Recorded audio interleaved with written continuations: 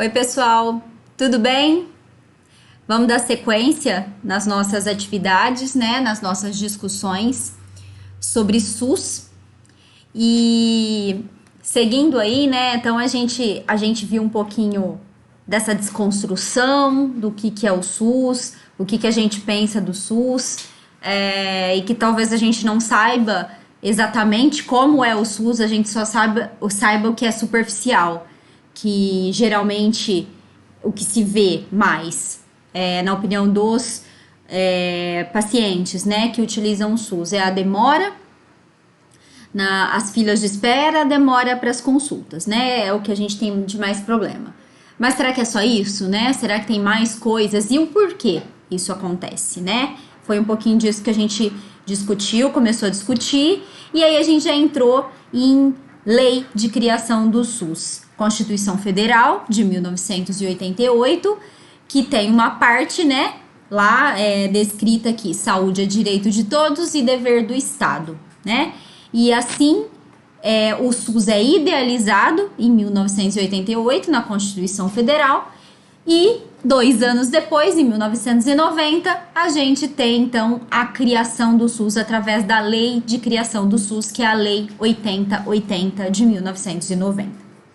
A partir daí a gente começou as nossas discussões, né, entendendo um pouquinho de como o SUS é organizado, e agora a gente vai discutir tópicos de como o SUS é estruturado em relação a conceitos. Então, como é que eu posso pensar num SUS? Como pensar no SUS se eu tenho que pensar na saúde como um todo? Se eu tenho que pensar na saúde como um bem-estar físico, mental, social e econômico? Mas como que eu posso falar isso se o bem-estar físico não é o mesmo para todos? Se o bem-estar mental não é o mesmo para todos? Se a condição social não é a mesma para todos? A condição econômica não é a mesma para todos? E aí, então, surge esse tema, né, que nós vamos discutir hoje, que são determinantes de saúde. Então, o que determina a saúde? Para a gente começar a discutir, tem um vídeo desencadeador que eu queria compartilhar com vocês. Vamos lá?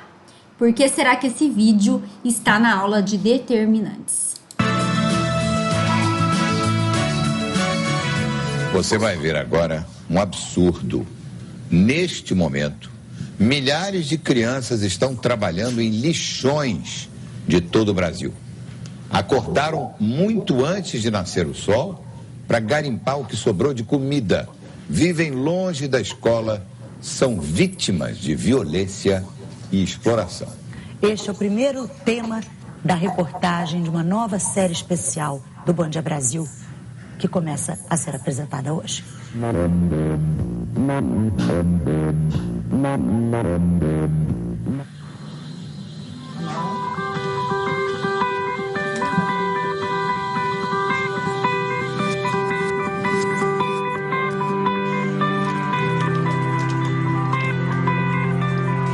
A vida de Renata, de 21 anos, é uma correria. Ela tem 3 filhos para criar e está com 2 meses de gravidez. A caçula, Jennifer, de apenas 1 ano, reclama da água fria do banho de lata. A casa de poucos móveis e nenhum conforto é muito pequena. A família sobrevive do que cata no lixo. As roupas, os brinquedos e até os óculos que fazem a felicidade de Maria foram jogados fora. Todos os dias a família tem uma rotina dura para cumprir. Renata e as 3 crianças vão juntas procurar as sobras no lixo. A carroça puxada pelo jegue é o transporte. E lá vão eles sacolejando de rua em rua. As crianças se equilibram. Maria, de 4 anos, é a mais velha e tenta segurar os irmãos menores. Renata tem pressa. A concorrência de catadores em Arco Verde, no sertão de Pernambuco, é grande. Ela não para nem para amamentar a bebê. Maria também trabalha. A menina aprendeu muito cedo a revirar os sacos de lixo à procura do que precisa. A comida que a pequena catadora encontra logo é dividida com os irmãos. As crianças acabam abrindo os pacotinhos, elas começam a comer mesmo. Elas começam a comer, elas gostam. Maçã também, não tem problema não? Acredito que não tem problema, não. A gente é acostumado assim, a gente vive assim.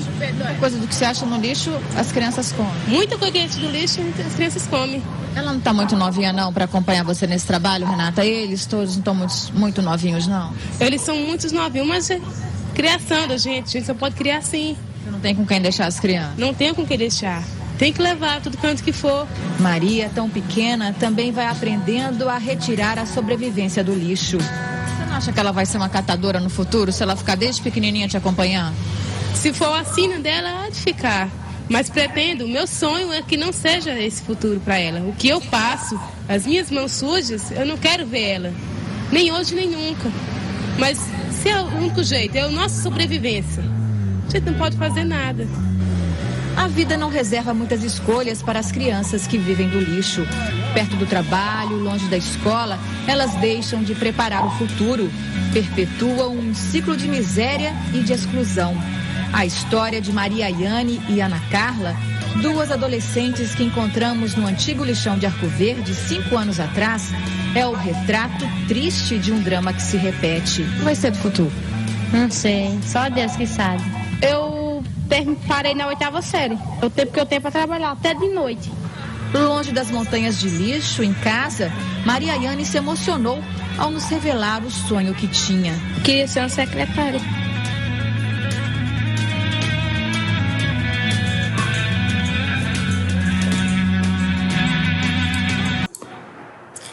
Bom, gente, eu acho que já deu para vocês entenderem um pouquinho da ideia dessa reportagem para a gente começar a fazer a nossa discussão. Falar em saúde para essa população é a mesma questão de falar em saúde para Zona Sul de São Paulo, por exemplo. A gente está falando de Pernambuco. Então, se não é a mesma coisa, como é que a gente faz para conseguir chegar à assistência à saúde para todas as populações, olhando para a necessidade individual de cada população? Esse é o conceito de equidade, né, que o SUS trabalha, que a gente discutiu aí na aula ao vivo, que tem gente que briga comigo, que eu falo que igualdade não é justo. Igualdade não é justo. Por que igualdade não é justo? Igualdade é você tratar todos de forma igual, mas isso não é justo. Porque não são todos, a gente não tá numa linha que tá todo mundo equivalente. Não, tem gente que precisa mais. E por isso o conceito de equidade, ele é muito mais correto, né? É muito mais assistência, é muito mais chegar na população que realmente precisa. É tratar os diferentes de forma diferente. Dar mais para quem precisa mais. E assim a gente conseguir nivelar todo mundo, tá? Que bom que você não precisa de toda assistência. Isso já significa que você está numa situação de que você tem mais recursos, entende? Para quem precisa de mais, isso significa que tem menos recurso. Entende? Então, essa é a questão de equidade. E por isso, a gente começa a nossa discussão com essa sensibilização. Crianças que vivem do lixo, por exemplo. Que, assim, é chocante, é triste, é emocionante de ver, né, essas situações, que são muitas. E aí, então, pra gente falar dos determinantes em saúde, a gente precisa relembrar uma coisa. O que é saúde, né? O que é saúde? Conceito de saúde da OMS. Nenhum ser humano está totalmente saudável ou totalmente doente. A gente tem partes de saúde, partes de doença. Isso porque a saúde não é mais enxergado como um bem-estar físico. Saúde não é mais físico apenas. Uma mãe, eu estou com o meu físico ok, mas eu tenho um filho envolvido com tráfico de drogas. Essa mãe é saudável? Não é. Eu tenho meu físico ok, mas eu perdi o emprego e eu tenho 5 filhos para sustentar. Não é. A saúde, ela não pode ser entendida apenas como físico, como era antigamente. E por isso que o conceito de saúde da OMS, ele entende que ao longo da nossa vida, a gente passa por essas situações de saúde e doença de acordo com as condições que a gente passa. E por isso que hoje nós temos o conceito de saúde da OMS, que é o que o SUS segue, que é a saúde é um bem-estar físico, mental, social, espiritual. É um conceito amplo de saúde que envolve todas as áreas. E assim a gente pode ter um olhar para a saúde como um todo. Então, sabendo disso, é claro que isso é uma recordar aí, né, do conceito que vocês já viram. O que temos que pensar, né, para a gente pensar na saúde como um todo? A gente tem que pensar em conceitos de habitação. Eu não consigo falar em saúde se eu não pensar que a população ela pode morar numa situação que nem vocês viram as parasitoses.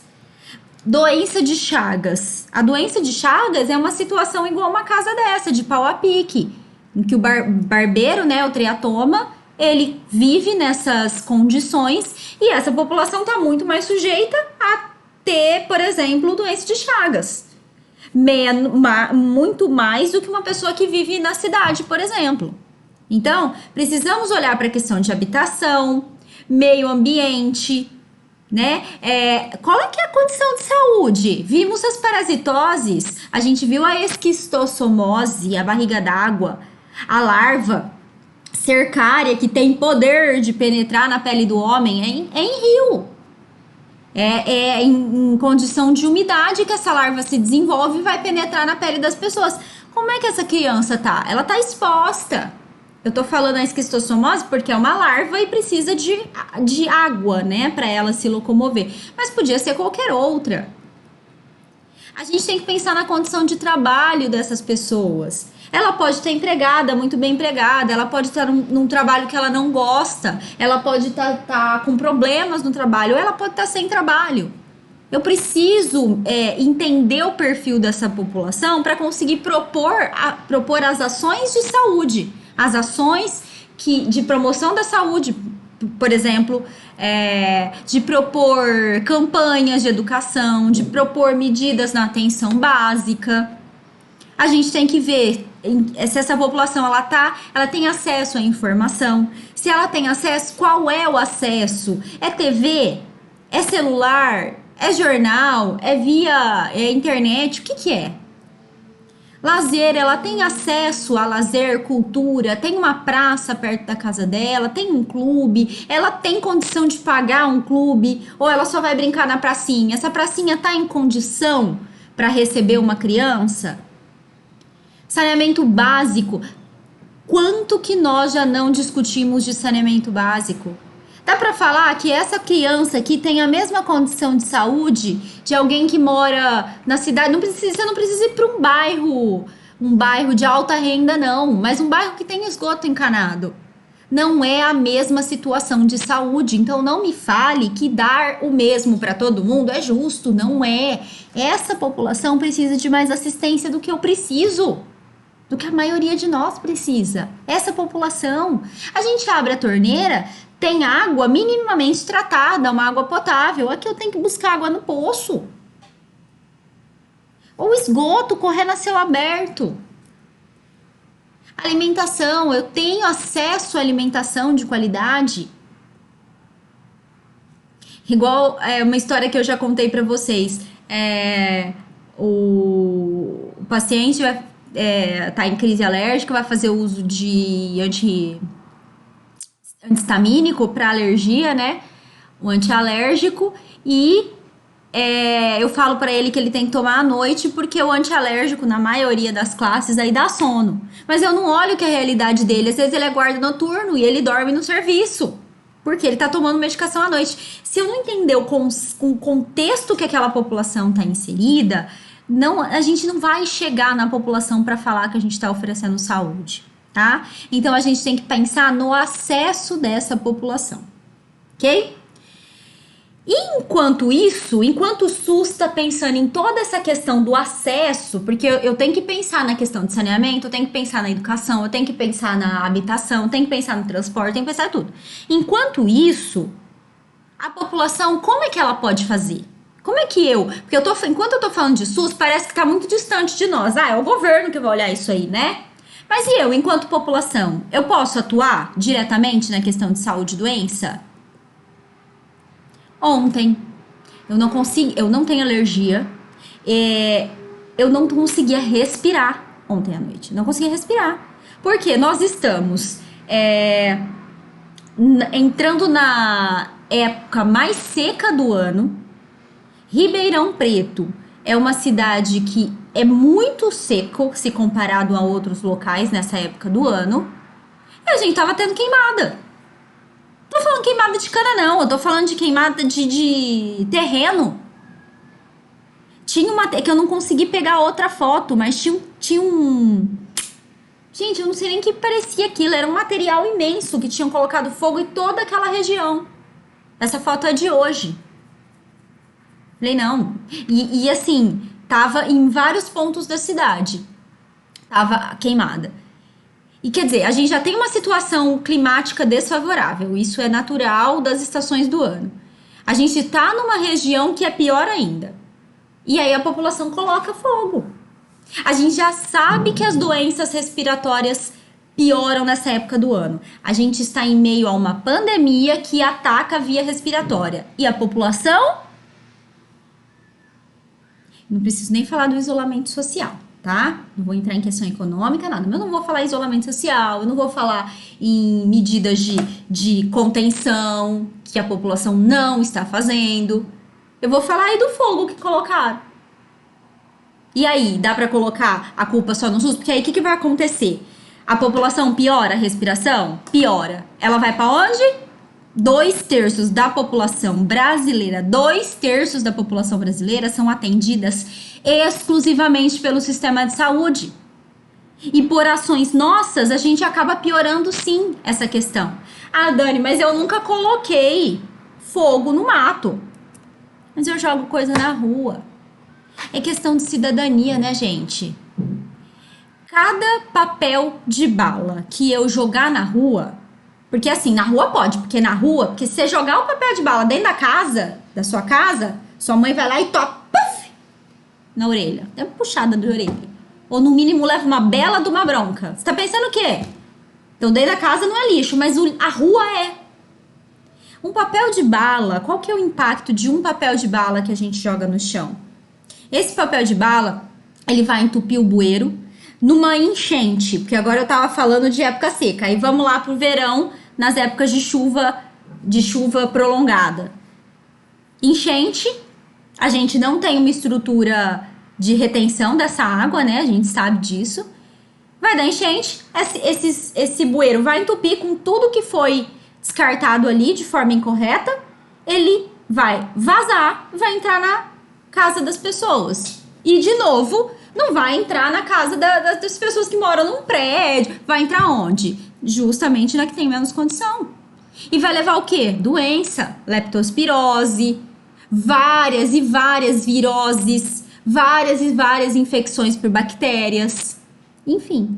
E a gente não tem nada a ver com isso, né? Na rua pode. Não pode. Depois eu conto algumas histórias minhas aí de reivindicação de luta mesmo pra não jogar.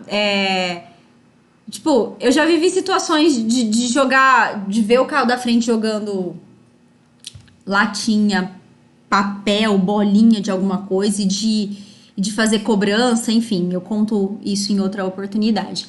Mas tem algumas histórias hilárias até.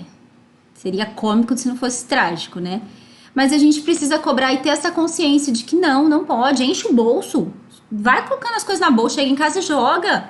Isso tem um impacto. Fora toda a questão social e política, né? Quando eu falo política, eu não tô falando de partido, nada. Gente, entendam os contextos, acompanhem, ainda mais na área da saúde. É obrigação nossa. Quer ser da área da saúde? Tem que acompanhar. Os gastos com educação e saúde estão congelados. Estão congelados por uma PEC aí, por uma determinação, uma emenda à Constituição, que eu vou abordar em outra aula, e a gente está congelado por 20 anos. E aí? Aí depois é fácil falar que o SUS não funciona, não vai ter repasse? Não vai aumentar o repasse? A população está ficando mais velha, como é que você não aumenta o repasse? Mas isso foi aprovado. O que determina a saúde? Eu fico um pouco nervosa, vocês percebem, né? O que determina a saúde são os determinantes. Grande coisa, continuei na mesma. E o que são determinantes? Bom, gente, determinantes, por definição da OMS, os determinantes sociais da saúde estão relacionados às condições em que uma pessoa vive ou trabalha. É todo um contexto. As políticas que assegurem redução das desigualdades sociais e que proporcionem melhores condições de mobilidade, trabalho, lazer, tudo que tiver envolvido com a população na questão de saúde e qualidade de vida. Nós temos 5 determinantes de saúde. São os determinantes biológicos, psicossociais, culturais, socioeconômicos e ambientais. Quando a gente fala em conceito de saúde do OMS, lá no comecinho do curso, a gente já discute determinantes. Então, para alguns, pode ser que aí seja uma lembrança. Então, vamos ver um por um. O que são os determinantes biológicos? Primeiro, que determinante é aquilo que determina, indica. Verdade. Indicadores de saúde talvez seria um termo ainda melhor. Biológicos são aqueles fatores genéticos. Então, é assim, ó. O meu pai tem diabetes. A minha probabilidade de ter diabetes é maior do que uma pessoa que o pai não é diabético. A minha avó teve câncer de mama. A minha chance de ter câncer de mama é maior do que uma mulher que não tem histórico de câncer na família. Por isso que o médico pergunta: tem histórico de doença na família? Tem histórico de câncer na família? Tem histórico de alguma coisa na família? Justamente ele está buscando o determinante biológico. Porque se alguém na família tem, a sua chance de ter é maior. Presta atenção. Isso não significa que você vai ter a doença. Isso significa que você tem maior probabilidade. Então, doenças como pressão, hipertensão, diabetes, cânceres, câncer de próstata, câncer de mama, doenças como, não sei se vocês já ouviram falar em hemofilia, que é aquela doença que a pessoa não tem um dos fatores de coagulação. Então, coagulação, quando a gente faz um corte no braço, daqui um tempinho tem uma casquinha e fecha, a gente não fica sangrando eternamente. Um hemofílico, ele tem falta de um fator que chama fator 8 de coagulação. E ele não forma essa casquinha, então ele sangra com muito mais facilidade. Essa é uma doença que é biológica, é genética. Outra, anemia falciforme. Anemia falciforme também. Se você tem histórico de avós, de pais que têm anemia falciforme, você tem maior probabilidade a desenvolver. E também, por exemplo, a anemia falciforme, ela é mais prevalente, aparece mais em números em pessoas de pele negra, de pele morena negra. Onde mais aparece. É ligada à genética. Assim como pessoas de pele mais clara, com menos quantidade de melanina, né, que é o que determina a cor da pele, para branco, tem muito mais chance de ter câncer de pele. Então, são fatores genéticos, depende da tua estrutura familiar. E aí você tem maior chance de ter ou não. Isso quer dizer que você vai ter? Não, só quer dizer que você tem maior chance. Aí você tem os outros fatores para você prestar mais atenção. Então, eu tenho mais chance de ter doença, hipertensão. Eu vou ter que cuidar muito mais da alimentação, muito mais de prática de exercício físico para eu diminuir esse fator que eu já tenho naturalmente por ter nascido naquela família. Entendeu? Determinantes psicossociais. Os psicossociais, eu costumo falar que são relacionados aos sentimentos. E muito mais aquele fator de saúde mental. Então, uma pessoa muito mais estressada, uma pessoa muito mais nervosa, uma pessoa mais triste, e aí a gente vai levando a outras doenças. Então, por exemplo, eu posso desencadear mais fácil uma depressão, eu posso desencadear uma úlcera, que aí já vai pro físico, por conta de, sou muito ansiosa, sou muito estressada, Sou muito estressada, leva a problemas cardíacos. Então, psicossocial são mais em relação às nossas ações perante as situações de raiva, ansiedade. E aí desencadeando doenças como depressão, a própria ansiedade, que é uma doença, alguns transtornos. É muito mais relacionado ao fator mental. Então, uma coisa é assim, hoje eu acordei triste. Hoje eu acordei depressivo. Não, depressão é doença, ela precisa ser identificada, ela precisa ser tratada. Então, felicidade, raiva, susto, desespero, são relacionados aos sentimentos. Esse é o nosso fator determinante psicossocial. O fator cultural, eu costumo dizer que são os hábitos. Então, qual que é o determinante cultural? Uma sociedade com sobrepeso. E eu não tô falando nada em questão estética, ok? Eu estou falando em relação à saúde. O sobrepeso. Às vezes você pega na mesma família, tem sobrepeso ou obesidade. A mãe, o pai, o filho, o outro filho, o avô.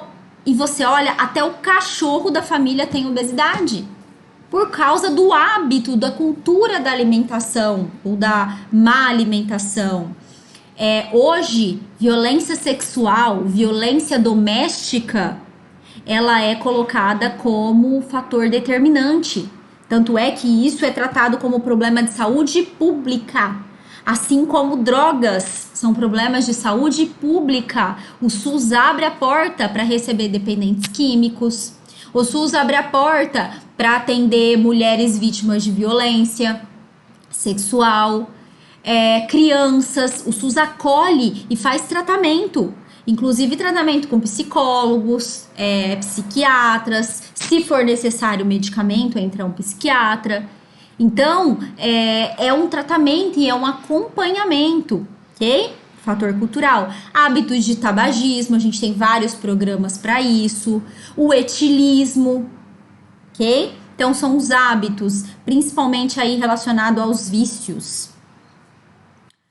Fator socioeconômico. Socioeconômico tem a ver com sociedade e economia. Então, o socioeconômico vai ter muito a ver com essas condições financeiras, tá? E aí você vê essa foto que representa uma condição socioeconômica e essa foto que representa uma condição socioeconômica. Cuidado com a visão limitada. Não necessariamente esse senhor, ele tenha mais doença do que esses dois aqui. Porque, lembra que saúde é bem-estar físico, mental, social.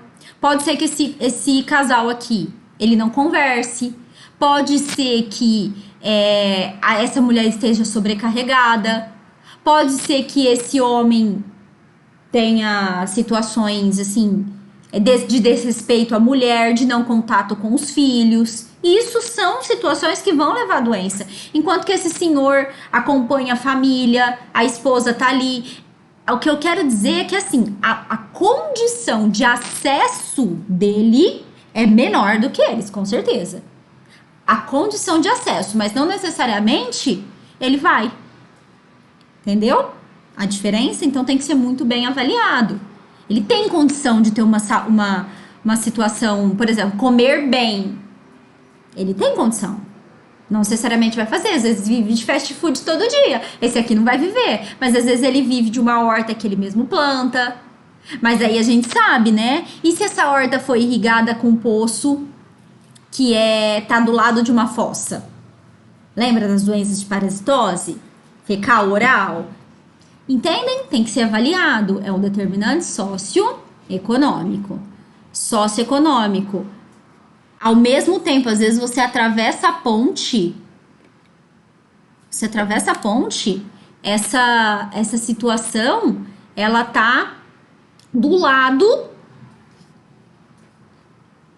Ela está do lado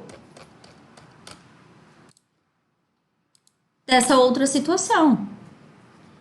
Essa foto é uma das que mais me choca na vida, né? E a gente jogando quase metade da comida fora. Que mundo é esse, né? Um determinante socioeconômico. Adianta, eu vou falar que a saúde aqui é o mesmo acesso que a saúde aqui? Não vou, não é. Por isso, tratar com equidade. E o SUS, ele vai atender essa população e ele vai atender essa população. Porque, uma coisa vocês já sabem do nosso SUS. O SUS, ele é universal. Se ele é universal, ele é para todos. Ah, mas eu tenho convênio particular. Você vai ser atendido pelo SUS da mesma forma. Ninguém vai te perguntar lá na porta, diferente de outros países. Que outros países, se você tem um convênio particular, você perde direito ao convênio público. O Brasil não. O Brasil é o único país do mundo que tem acesso 100% gratuito para todas as ações em saúde, física, mental, social e econômica. Eu falo 100% gratuito, é lógico, nós pagamos impostos, óbvio. O que eu estou dizendo é que nós não, os outros países também. O Brasil é o país que mais, um dos países que mais paga imposto no mundo, mas isso não é por conta da saúde. Isso tem todos vários outros fatores políticos, econômicos que a gente sabe.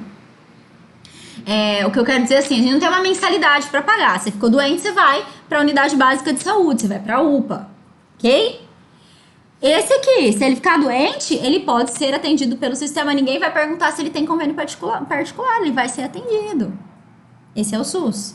Ah, eu moro fora do país, eu moro na Nova Zelândia, vim passar férias aqui, ficou doente aqui, você vai ser atendido. Esse é o nosso SUS. E aí, de novo, eu pergunto, né? Como fazer para todos tão bem? Uma hora a corda rompe, de algum lado a corda rompe. E pensando que o nosso SUS, a estrutura do nosso SUS, vocês já sabem, é referência. De novo, é o único país que tem um serviço gratuito 100% em todas as áreas de saúde, em todas, desde odontologia até transplantes. E aí, como que a gente faz sustentar isso? Sendo que a nossa verba está congelada. É o que os estudiosos chamam de desmonte do SUS. Poxa vida, o SUS foi conquista da população. A população foi para a rua para exigir uma saúde pública de qualidade.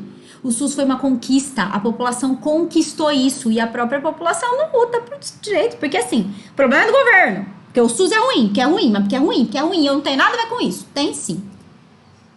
Ambientais, o determinante ambiental realmente aí é um dos mais fáceis, que tem a ver justamente com o ambiente. A qualidade do ar, a qualidade da água, é bem relacionado ao ambiente mesmo. Uma população que vive numa condição urbana tem muito mais acesso à poluição, por exemplo, ok? Então, esse é um determinante ambiental.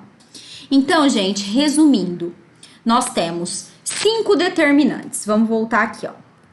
Determinantes determinam o processo saúde e doença. Então, nós temos indicadores, determinantes biológicos, são aqueles que têm a ver com doenças relacionadas à genética.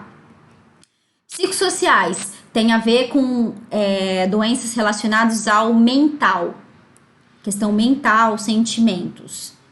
Cultural, tem a ver com os nossos hábitos. Socioeconômico tem a ver com a realidade financeira e ambiental justamente com o ambiente. Então, esses são os nossos determinantes, ok? Vocês vão ter imagens aí para conseguir relacionar. A gente fala em determinantes quando a gente fala do que é saúde, lá no começo do curso. A gente fala em determinantes agora para falar de como que o SUS tem que se estruturar e olhar para esses determinantes para propor ações de saúde.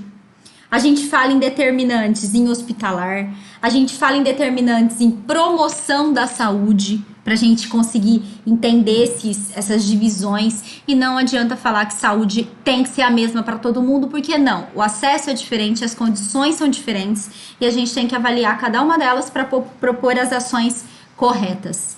E o SUS está olhando para isso, ok? Dúvidas? Me procurem. Obrigada. Até o próximo.